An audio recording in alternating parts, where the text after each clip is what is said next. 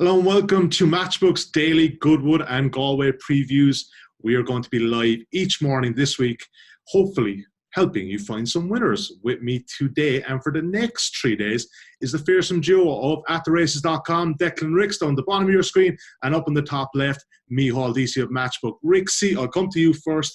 You were really good for us at Royal Ascot, loads of winners, lots of value, so absolutely no pressure this week. That's all right, yeah. If you're going to throw that ball into the court, that'll be fine. The pressure's off. So yeah, no, we had a good Royal Ascot. Hopefully we can keep the ball rolling. Micheál, Deasy is of course our resident weatherman here at Matchbook. Deasy, you've been frantically looking at the weather in West Sussex this week. What's the story? It's very like Irish weather at the moment, so there's lots of it. It's going to be wet and dry, windy and calm, and sunny and cold today, I'd say. It's supposed to be very mixed weather. They don't know what they're going to get. The one thing I saw was that there's supposed to be very windy. There could be 20 mile an hour to 40 mile an hour winds, and it's supposed to be coming from the southwest, which is going to be coming basically up the home straight into the horses' faces. So I think if that does happen, I think it could affect the running of some of the races today, make it a bit harder for them. Right, definitely something to keep in mind when you are placing your bets. Indeed. Let's start, gents, with the Goodwood Cup today. It's the only place we can start, really. Stradivarius at 1.74, Cross Counter at 4.3, DXB at 9.0, 24-1. Dashing Willoughby. DC, we were chatting. What's the general market here overnight? I think there's only two being back there. Yeah, the top two have come in a small bit. Cross Counter, sorry, I'm just trying to get the market up here. Cross Counter was there yesterday at about, you get about 5.0, and now he's got into 4.3. Stradivarius is fairly solid there, 1.735 as well. I was surprised at the drift of a few other ones. I thought there might be a bit of place money, each way money coming for the likes of Wells Fargo and Southern France, South Pacific, but there's been absolutely nothing. It's just the top two, Stradivarius and Cross Counter, seems to be between them. Rixie, potential 8 in a row for Stradivarius. Is that easy? Look, I probably think it's as the market suggests, he's going to take an awful lot of beating. He's an unbelievably tough and consistent and classy horse. He's probably doesn't get the recognition he deserves because, you know, in terms of his numbers, in terms of his official rating, it's not a massive number, but it's decent for a stare. That's because he only does enough. You probably put him in with a 0 to 70 horse, and he'll beat him a neck as he'll beat a Group 1 horse. He's a thoroughly likeable horse. He's tough, he's classy, he's consistent, and you know he's represented at the moment by the dream team of John Gosden and Frankie Dettori. Like, you look at the DXB race, like at the Matchbook Yorkshire Cup a couple of weeks back, and it seems to be the kind of consensus that the trip didn't suit the XB, but it's very hard to see it kind of being any way different today, even going back into it. Yeah, look, I think because Stradivarius going into the Gold Cup he had the benefit of being a course and distance winner. It does kind of make you tend to sway towards him even more because, you know, 2.5 miles on the flat is a ridiculously long distance. That's proper marathon stuff. I was worried about DXB, about the trip going into Ascot, but because when he'd won at Sandown the night before, the Matchbook night, he showed serious gears to win on good to firm ground. But look, it didn't go a strong pace. DXB had total run of the race off slow fractions that probably suited him. You couldn't say that he didn't stare or anything. He be fair, he battled back and he did get up for second in the end. So back down to 2 miles, it's probably an even fairer playing field for all the horses. So look, I think today is simply going to be a case of the best horse wins. DC, this time last year, for the same race, we recorded the Matchbook betting podcast the day before, and I had suggested that, you know, Stradivarius might actually drift, and he actually did drift. He kind of drifted about 1.9 about 10 minutes before the race. The night before, he was about 1.67. Can you see his price getting bigger here today, Deasy, or do you expect it to go the opposite way? I think it'll definitely get bigger, yeah. I think Cross Counter is going to come in for a good bit of support. I think I kind of have a fancy for Cross Counter today as well. I think that I was looking back at his Ascot one just before we recorded this, and he finished fairly well. And this time last year, like Goodwood, he actually broke the track record over a mile or four, beating DXB by 4.5 lengths. He absolutely thumped, and that kind of announced that was where he announced himself to the world. Goodwood was, people always say Goodwood is like a course specialist. Well, you know, track form is good there. DXB, Cross Counter, and Stradivarius all have good course form. But I think that at 4.1, I can see Cross Counter going off shorter and Stradivarius going off bigger. Would I think the Cross Counter beat him? I think he'll get closer today than all he beat him. But again, like I wouldn't be mad to be back at Stradivarius at 1.75 or whatever it is now at the moment. If he was approaching even money 2.0, definitely worth a small bit. Yeah, and of course the beauty of Matchbook is you can post up, and if it does get to that kind of price, you will get matched. Let's come back to towards the start today, guys, for the Vintage Stakes at 225, and let's have a quick look at the betting. Pinatubo at 2.48, Vicinari 4.1, Lope E. Fernandez, Aidan O'Brien's horse are 6.6, and Mystery Power at 10.5. Rick C, what are your general feelings here? Market about right in Pinatubo 2.5? Yeah, I think on strict form, it's probably just about right. But, you know, it's a different track. It's a different day. You know, we were dealing with 2-year-olds, young horses, you know, mentally and physically progressing all the time. So I think kind of he looks, in terms of form, I think the price is right. But I would say the straight track the last day at Ascot, the fast gallop really did suit him. I was actually worried about him seeing out the 7th furlong at Ascot going into the race, but he completely proved me wrong that day. He if anything, he relished the extra furlong and he powered away. But look, that was a straight track race at Ascot. Now you're coming around the bend at Goodwood. The one thing I did notice about him is he's a really strong traveller, and he's not going to probably get the pace and the lead he maybe got at Ascot like he did the last day. I'd be a little bit worried that he could maybe over race and be a bit of a sitting duck late. So that would be the concern for me. And, you know, at the prices, I think you could probably find better, whatever, 6-4 shots kind of in other races down through the week with those kind of worries. But look, in terms of strict form and numbers, he deserves his place at the head of the market. But like I said, it's a very different track. Potentially different ground as well, and you know he's taken on a lot of nice horses. This is a good race. This is a good little juvenile race, and I think this will have a bearing on anti-post market maybe next year for the 2,000 guineas and that. Of the other few, Rixie, who would you take him on with? Look, I think Mystery. I love Mystery Power. He's a really kind of professional and uncomplicated juvenile. The only thing is he won the Superlative Stakes at Newmarket the last day, and he's got a penalty, so he's got to carry 3 pounds. You know, horses carrying penalties, you know, it is tough for them. And then the other thing with that is as well, I think Goodwood since Friday, I think they've had about 40 mils of rain. And then on top of that today, there's potential chances of thunderstorm. So, you know, he's by no name never, who, you know, was kind of an American horse, American sire. And they really like quick ground. It can't be quick enough for them. So, but look, it's a good race. You know, you've got Visionary in there, who's a big kind of talking horse. I think Simon Rowlands, who does a bit of work for us there on attheraces.com, he's been very impressed with what this horse has done on the clock and his stride length. I think for a juvenile horse, his length of stride is far above the norm, and I think there's a correlation between stride length and ability. So, kind of just reading some of Simon's work, that he was kind of an interesting horse to me. The only thing I'd say about that is you'd really want Frankie to go out and make the running on him, because those horses with big long strides, you want them to use themselves. And if he did get caught behind horses here and they didn't go quick enough, you know, Frankie wouldn't be able to use him properly, and he could be a sitting duck late. Look, for me, I think the value is actually in the race of Platinum Star. I'm not sure if one of you boys can give us an update on what price he's there. 16.5 currently, Rixie. 16.5. Yeah, look, he finished a short head ahead of Visionary the last day, who Frankie's going to ride in. Visionary's second fav. I just think that market, it's too wrong, considering he finished ahead of the last time.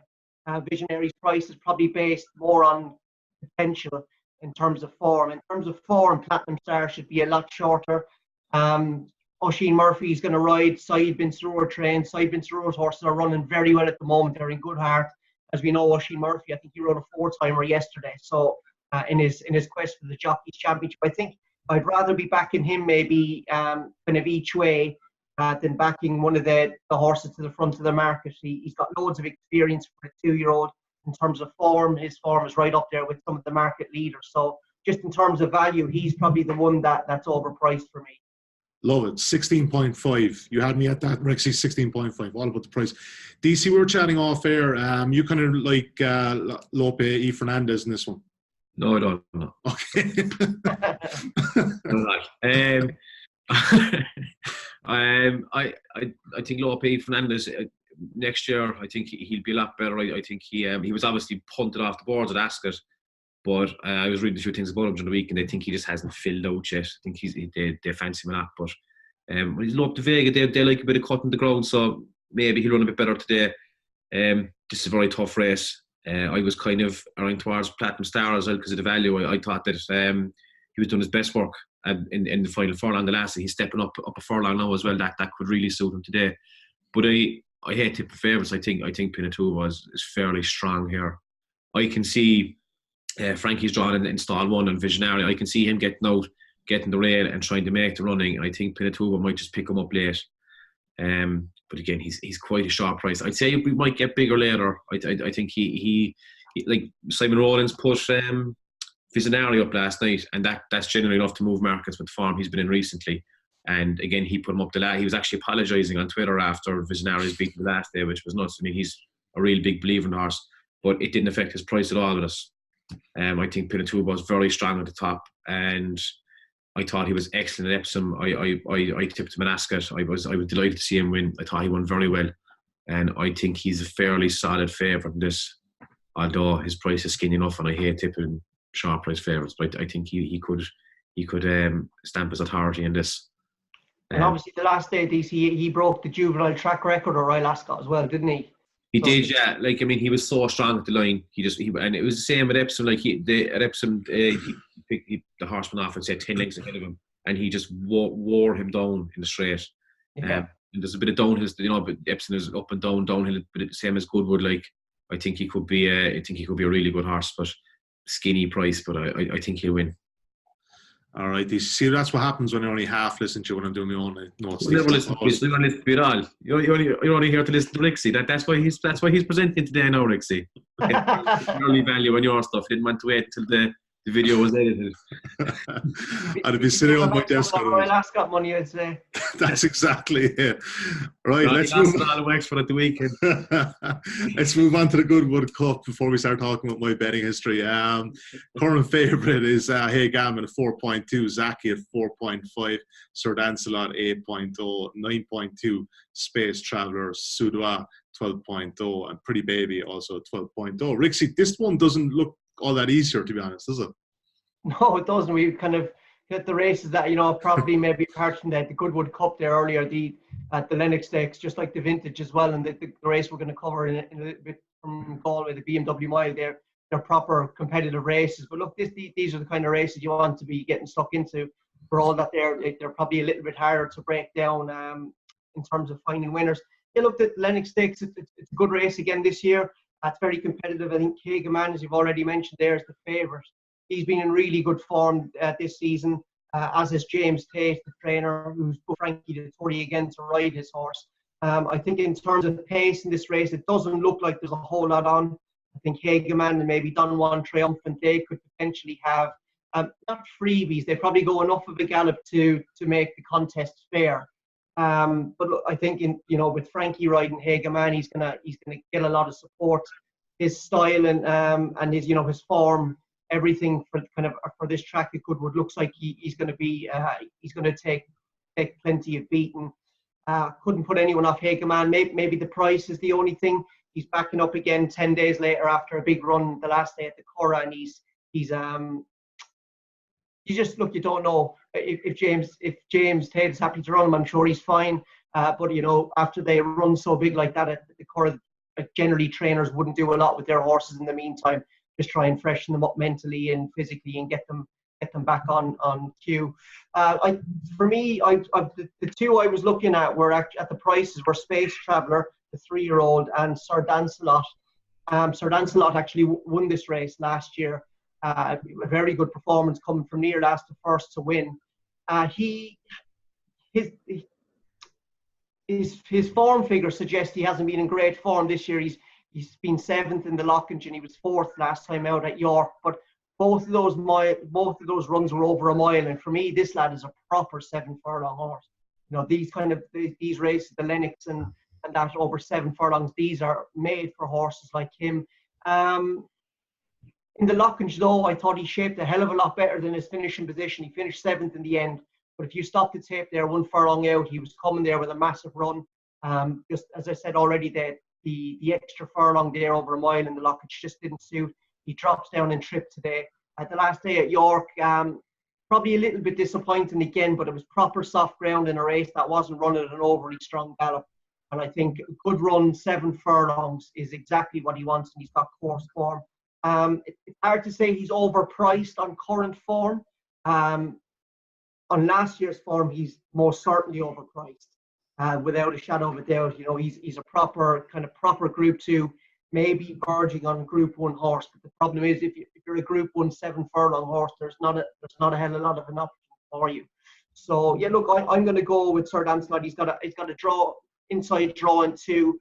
I don't think the draw matters to him anyway, but because he's a proper hold-up horse. I just hope Don Juan Triumphant and Hageman take each other up front. And he's going to need a little bit of luck down the rail under Gerard Mosse. But I think he's shown enough in his 2 runs to suggest that he could come back to the course that he did last year and win again. So I'm going to put him up. I did like the 3-year-old Space Traveller who won the Jersey Stakes at Royal Ascot. I thought it was a very good performance. Now, in terms of form, he should be shorter than the current, I think, General 8-1 that he is. The only worry with him is the 7 furlongs at Goodwood is much quicker. Well, not much quicker, maybe about a second and a half quicker than at Ascot. And at Ascot, he looked like, if anything, he'd potentially win over a mile later in the season. So that's why, at the end of the day, I've just come down on Sir Dancelot. I'm hoping Gerald Mosse, who wears the white magic Michael Jackson glove, can produce a little bit of magic for us late and get him up late. There was definitely a couple of puns in that one, Rixie. Not totally sure where to go with it. But you see, I won't preempt you this time, mate. But talk to me about Hageman first, because we've seen this since Royal Ascot, that every time Frankie's on a horse, his price is a small bit diminished and you're paying a bit of tax. But it's very hard to kind of argue with his record in the last couple of weeks. Yeah, he's a good horse. I mean, I suppose he's favourite on merit. He was running in very good races last year, and this is probably a step down on what he was used to. But I'd respect him. I'd be in line with Rixie and Space Traveller, though. I'd be quite interested in him. I thought his win at the Lennox, if you actually watched the race back, himself and Space Blues start off in the same position behind the main group, and they go either way around it, meet again at the front, and Space Traveller was still going away. He's definitely a play at the prices. The other one I was looking at was Joseph O'Brien's horse, Speaking Colours. I think he was a much bigger price at the start of the week. He was at about 14.0, 12.0. He's about 9.0 now, Sully. He's actually drifted small. He's 15.0 currently, these. Okay. Better again. Yeah. I think he has some very nice form into this. I think he had a nice little confidence booster there on the colour in a listed race. Just a week after he ran a cracker in the Diamond Jubilee. I think step up to 7 furlongs will suit him. And especially at 16.0, I'd be a lot more interested now, definitely in a win in the place. But I think the top 2 in the market are very good as well. Zaki and Hageman, but they're probably a bit skinny. This is a very tough race. I mean, you have the front 4 from last year are in it now again. Don Hanfram for Sudwa, Sir Dancelot, and Bretton Rock. Wouldn't rule out Sir Dancelot either. He got up on the line last year. He was an absolute cracking run from Gerard Mosse, and if he gets that bit of luck, he'll go very close as well. But I think at the prices, I'll be sticking with Speaking Colours and Space Traveller. Okay, sounds like a bit of a minefield again, gentlemen. It probably doesn't get any easier as we head across the Irish Sea to Ballybred and County Galway to look at the BMW Mile, which is at 20 to 8 tonight, right? Let's have a look at the betting. Currently Numerian at 5.0. Jassar just drifted out to second favourite 5.5. Only Human at 8.0. Sutton Stall at 9.0. Turnberry Oil at 10.0. DC, well, actually, Rixie, I'll start with you on this one first with Galway. Rixie, Galway, like as much as Goodwood is kind of a bit of a minefield today, it's exceptionally hard to pick winners at Galway. Yeah, it is. Look, Galway it's a very unique track, probably a unique atmosphere as well.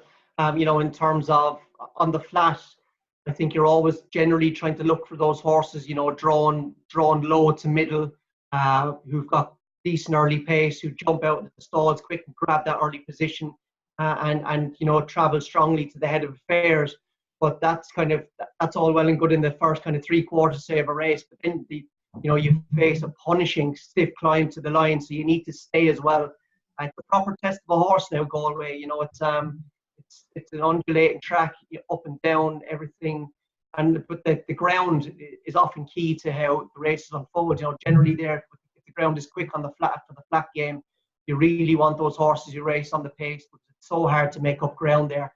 On the other hand, then if the ground does get soft, those horses that are drawn wide, they probably have a better chance of getting into contention, because sometimes what can happen is they go too quick up front and that they stop late, and it gives those hold-up horses a chance to get into it. So look, it's a very unique track. They race in very tight quarters there as well. It's a proper test of a horse now, to be fair. It is. If you were going to build a track, you probably wouldn't build it like Galway. But that's what makes racing in this part of the world very special. Is you've got so many different unique tracks that are proper tests of the thoroughbred, and Galway is certainly another one to add to that list. Yeah, I mean, look, you go back down through the years, like Dermot Weld, normally see Dermot Weld at Galway and these kind of races, like you'd be having money on him, but he seems to be on the drift here in Numerian. Or so even just what are you making of the top two in the betting? Because obviously I think Joseph Bryan had a winner with Numerian.